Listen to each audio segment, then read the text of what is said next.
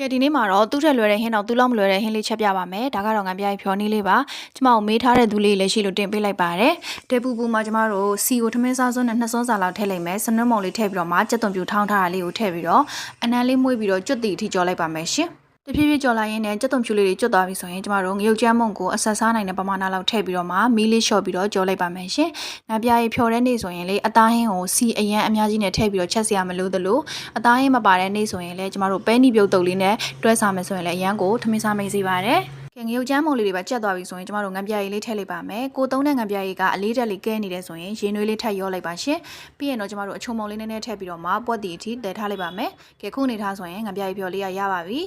ကိုတိုင်ရလည်းတောသူမို့လို့လားမသိဘူးလေထမင်းစားတဲ့ခါမှာအခုလိုလေးလေးပင်ပင်ဟင်းလေးတစ်ခွက်ပါတယ်ဆိုရင်ပို့ပြီးတော့ထမင်းစားမိန်နဲ့ခံစားရတယ်။ငပြားဖြော်လေးကိုကျွန်မကအတို့အမြုပ်အစုံလေးရယ်နောက်ပြီးတော့ဒီကြက်အာလူးချက်လေးနဲ့တွဲဖက်ပြီးတော့စားဖြစ်ပါတယ်။အချင်းလေးစားခြင်းနဲ့ဆိုရင်တော့ချင်းဟင်းလေးပါထည့်ချက်ပြီးတော့စားကြည့်ပါအားလုံးကိုကျေးဇူးပါရှင်။